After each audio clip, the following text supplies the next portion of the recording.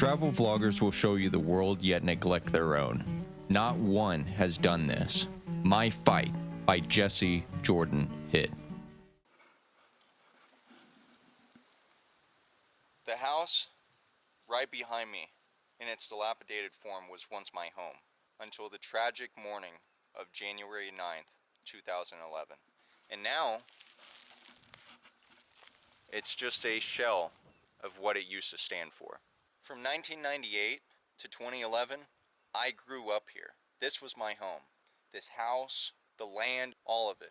The absolute best times of my life were right here. But just as the best times of my life were also some of the hardest. Unfortunately, I lost my parents when I was really young. I lost my father right in there, in that living room, what you're about to see, when I was 12 years old, to a heart attack. I lost my mother a couple years later to a drug overdose. And now, to come back here, it's like stepping into a memory that's been left to rot. Today, I want to take you all on a very personal journey, showcasing where it all started, from this house to even my father's grave. I would like to share with you some of the things of my childhood who shaped me into who I am today. Let us begin.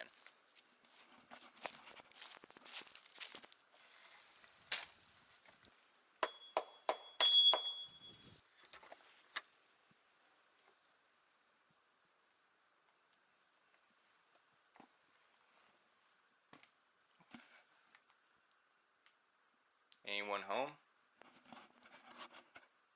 I don't think so. Other inhabitants, perhaps. It's really creepy. This is where it all started for me. This is where I had some of the best memories and in some of the ways the absolute worst ones. My father, he passed away right here in this chair, in the same spot, with the same table, same desk. Before, instead of right here, there was a cot, and I'll never forget that fateful morning. I was 12 years old. I grew up the entire life with my father. The day before, I was right over there, playing World of Warcraft, waiting for Cataclysm. My father, the coming months, up until he passed away, he started drinking more and more, and it became heavier and heavier, and as a kid, I didn't think too much about it.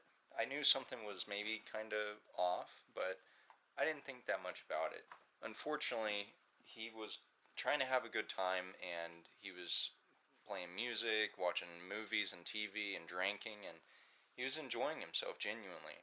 You know, me being a kid, he was trying to interact with me, and normally I would always interact very healthily with my father, but that day I just wanted to do what I was doing. You know, he had ice cream, right here watching the TV. We went to bed.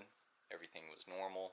I woke up to him having like lucid dreams or something, and I remember he was talking in his sleep. I woke him up. I was like, "Dad, what's going on? Are you okay?" He's like, I'm good, son." Just a little while later, couldn't have been more than just a couple hours, if that. He started having a heart attack right here, in this very spot, and I'll never forget that. Things like that you just don't forget things like that. And I remember it clear as day. I pounced up, ran over to him. I was like shaking him, I was trying to hold his head, his face, and Dad, are you okay? What's wrong? What's going on? And like no reply at all. He was losing consciousness. And I didn't know what to do. I was 12. I remember vividly he was letting go of his breath. His eyes started to roll back into his head, and I did everything I could. At a very short amount of time, I tried to give him CPR. He threw up on me. I tried everything I could, and I put on his work boots, which were somewhere, and I sprinted out the door to my grandmother's. I woke my uncle up, and I was like, "Hey, something's going on with my dad. I don't think he's okay." They called the ambulance, and it took the ambulance 45 minutes to get here. I mean, we're out in the country. I shouldn't be that upset. 45 minutes it took them to get here, and They raced him off to the hospital, trying to do everything that they could, CPR. While waiting on the ambulance, my uncle Murphy, he raced down here and he was trying to talk to my dad and do whatever he could. I don't know what happened. I remember we were waiting on the ambulance. He got up here. I think he stayed with my dad all the way until the ambulance came, and then after the ambulance, he went to the hospital. I was with my grandmother at the time, staying with her, and we were just so distraught over the whole situation. My uncle came back. He was still alive at this point, but he was like, this is not good. And just a short while later, he passed. It was it. It was a done deal. Nothing you could do about it. Things like that, it is what it is. Life. It was right here in this space that I had some of the best memories of my entire life. Even to this day, some of the most cherished memories I have. And to come back here and to see the state that it's in it's disheartening, but it's also the sad reality of how life goes. Everything on this property my dad built. Hand, sweat, blood, everything. Everything that you're seeing was of his design. And it wasn't fully complete, but he did the best he could. And I remember we would spend time, he would sit in his chair at his desk, and we would watch movies, NASCAR together, TV, and he even played video games too, believe it or not. He would play like old PS2 games with me, like Legends of the Dragoon, and as you can see, a little bit of pyramid into my childhood. World of Warcraft. Look at that. This is old. I was really big into Legos, NASCAR.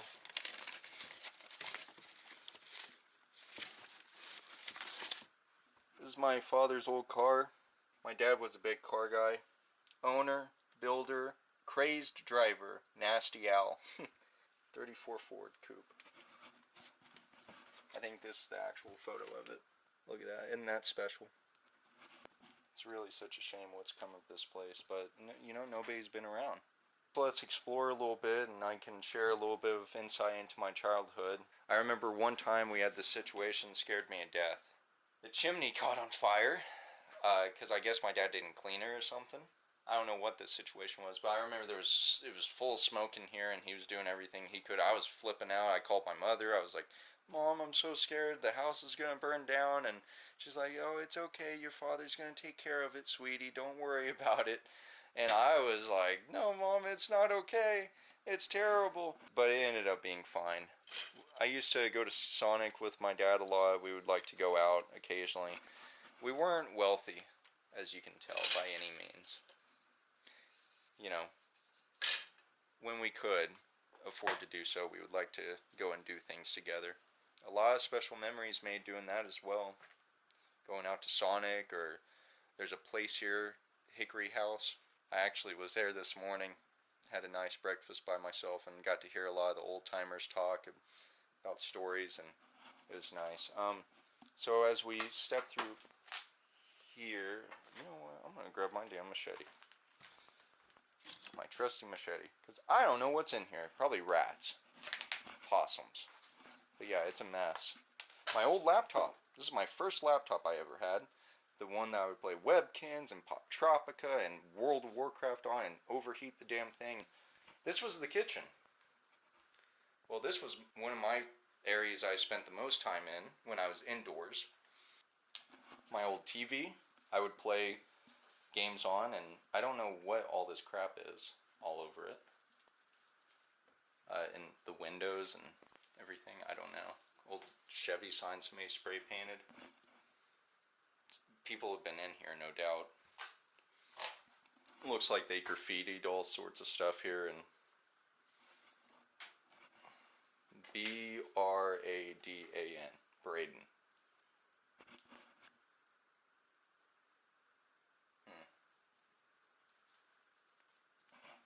I don't know. It's stupid. Yeah, this was it. This was my area, and as you can tell, there's bees and wasps and stuff.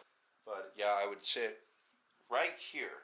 Right here in probably one of these chairs, and I would have the TV right here, and I would play all sorts of games from Ratchet and Clank to the Grand Theft Autos to, as you can tell, Grand Theft Auto, and Star Wars Battlefront 2 was legendary. And then eventually, from going from here, and when I got the laptop, I would sit right here and play World of Warcraft and Webkins. It was so nice.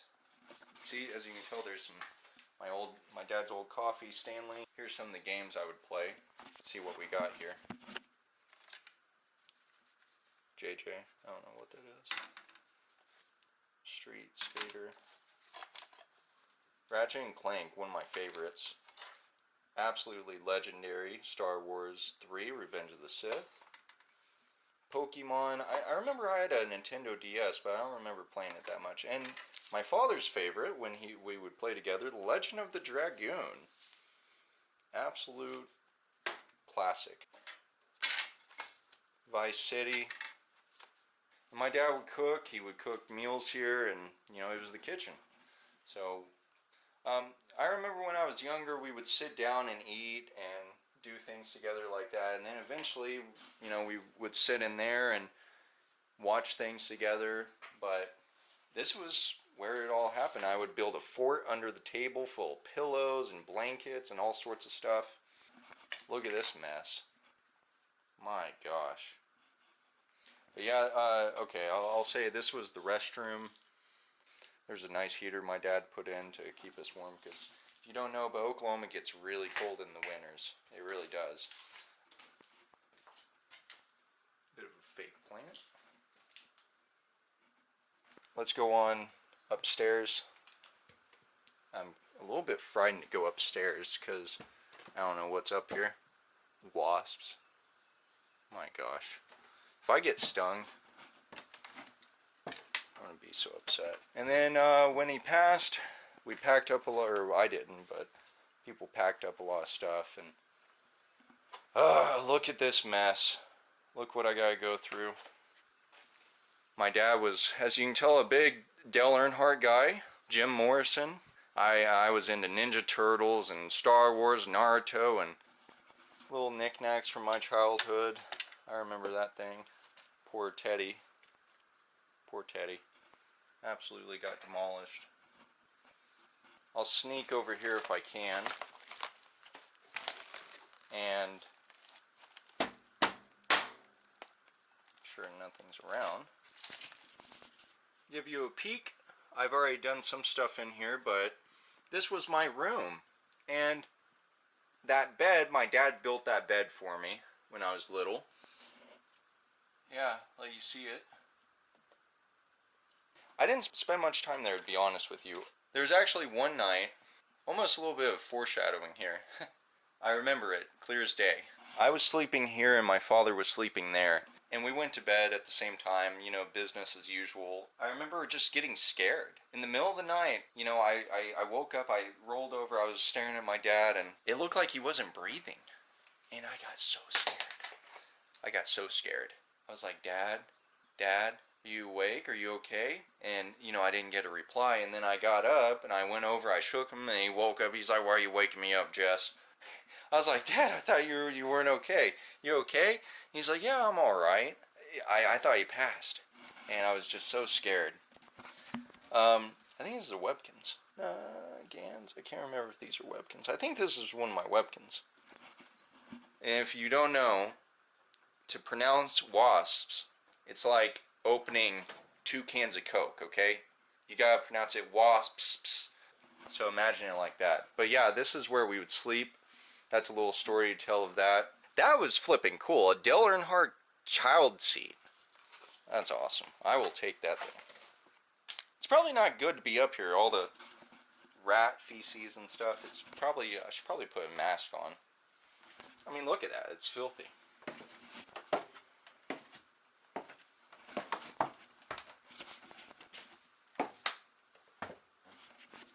Well, let us maybe clear a space here. Nice picture frame I could take.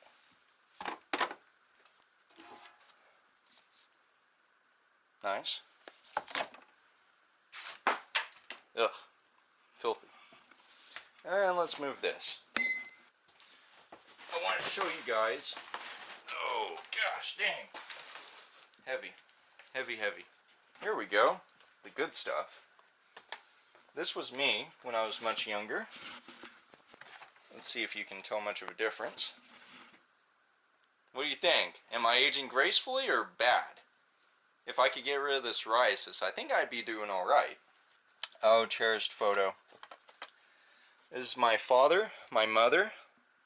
And I'll show this later on the video where they got married right here on the property. Very small ceremony.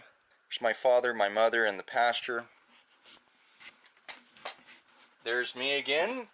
What are those? What are those things? Silly face. Set that up here. Gotta have Jesus Christ. And, oh, this is the one that would hang in the kitchen. The invitation. You are invited to come dine with me. From now through all eternity.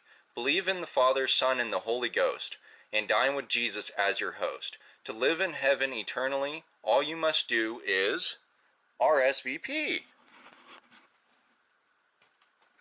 Well, I think my dad probably RSVP'd. This is my father's old car. His prized jewel when he was younger. Let's see if I can put this lid on. I don't know if it will, but yeah, maybe do this. Try and keep things out, and then move this box back. Oh shit. Flipping heavy. Yeah, folks, that is a good glimpse into me, my childhood. JJ, that was what I used to go by. And now I'm the famed Jesse Jordan Hitt. Jesse J. Hitt. Yeah, this was my life. I think maybe it's because I'm partially embarrassed, but it is true that, you know, for a long time, this place was kept really nice. And what you're seeing today is not an accurate representation of all the hard work that my father put into this place. Like how I was also saying, it's just the sad reality of how things go sometimes. And I just want to say this one more time. I know who did this, and they should be ashamed of themselves. I don't forget things, and that's disrespectful. And for what? I'm taking it a little bit personal, but my father and the person I knew who covered that stuff up more than likely put work into this place. And as a fucking kid, I know we do things that are stupid, but you also need to learn a lesson when you do things that are just outright disrespectful. Yeah, this place is a mess. Yeah, it's dilapidated. But you have to understand, this was somebody's home at one point. You don't disrespect their home. Yeah, I don't care what condition it's in. You should be ashamed of yourself.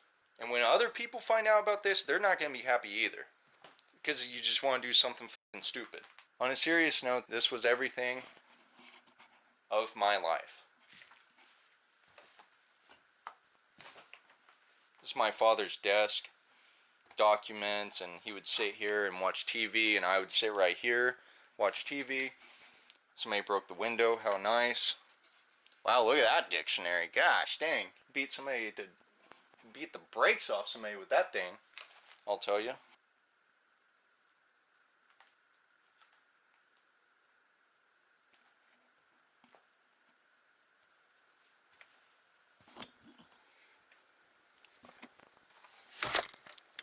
So, that's the house in its much dilapidated form now. Special times, good memories, and unfortunately some of the hardest, the worst. Maybe through this video, some of you guys can look back fondly on some memories of yours or share down below some special memories of your childhood or of your parents or ancestors. We all got these memories, and they're all particularly special to each and every one of us. This garage my father built, he started the project I think 2 years before he passed away. My father put so much work into this. Blood, sweat, and tears. And now look at it. I mean, it's actually holding up pretty good in all honesty. It really is. But I say, that will work. Oh,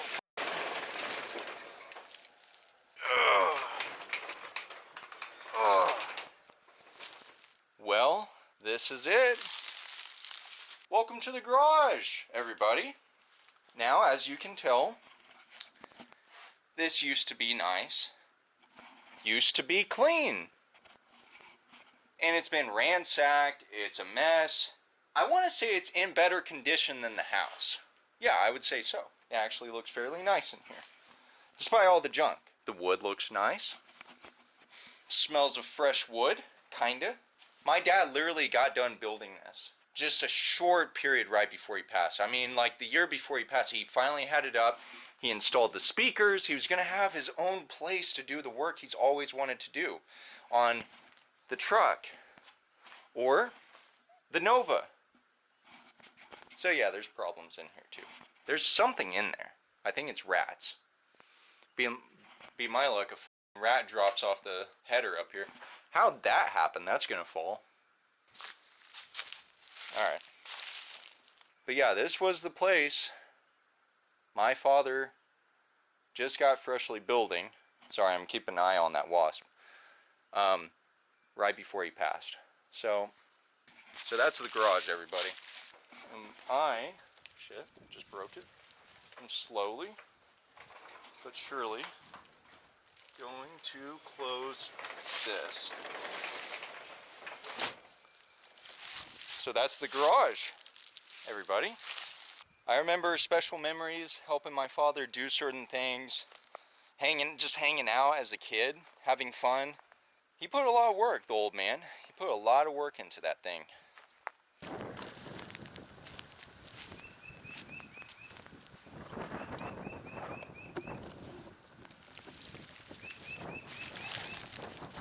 It's been a while since I've been here.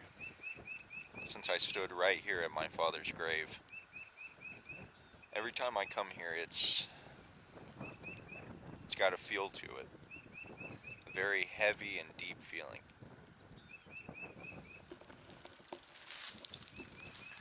This is my father. This is my uncle. Brothers. Just a little over a year apart, they passed away. About 2 years later, my grandmother passed away. When I lost my parents, it changed everything for me. But you know, when you lose people, their story just doesn't magically go away. In a way, it lives on. It lives through you. It lives through me. It doesn't matter what it is. It could be the good, the bad, the ugly.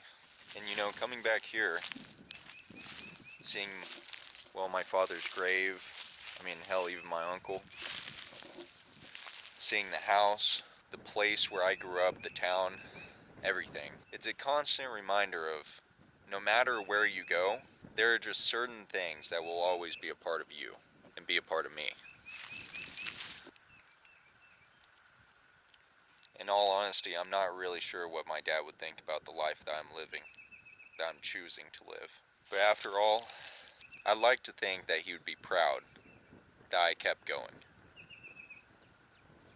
And there's definitely one thing that can be taken away from this.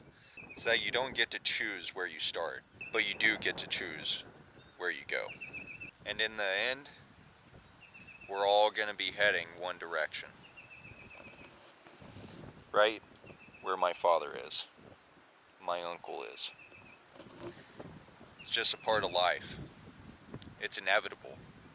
At some point, we're all going to pass away.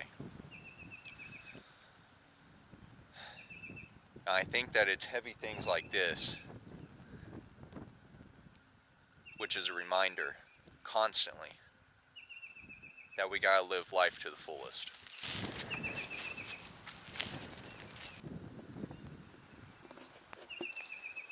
Sometimes life isn't fair. It ends abruptly, but it's comforting knowing that, after all, that I've gone through, that people go through every single day, that there's something a little bit bigger than all of this, and there's a place that is just a little bit more fair.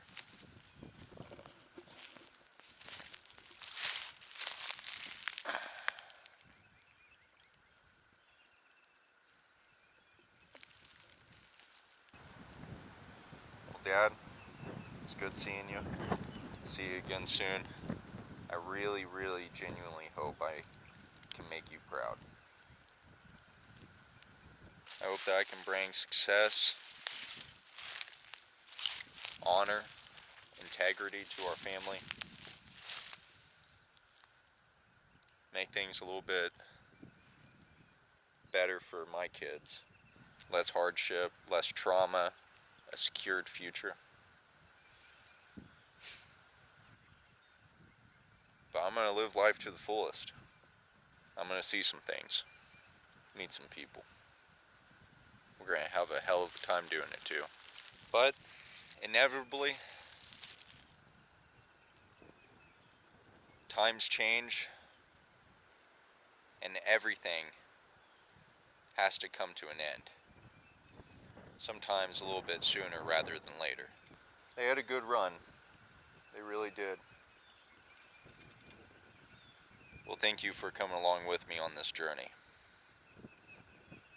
Hopefully, this video gave you a little bit of insight into my upbringing and what shaped me into who I am today. Till next time.